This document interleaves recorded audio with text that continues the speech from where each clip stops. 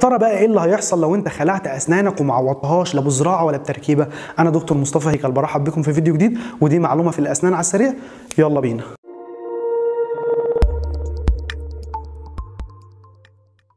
قلنا قبل كده انه الاسنان بتاعتنا عامله زي الاسره، بتحب دايما تكون جنب بعضها. طيب لو حصل بقى فقد في سنه منهم، ايه اللي هيحصل؟ لما طبعا السنه دي هتتشال او هتتخلع هتسيب فراغ مكانها، فهيبتدي اخواتها اللي جنبيها يبتدوا يميلوا ناحيتها.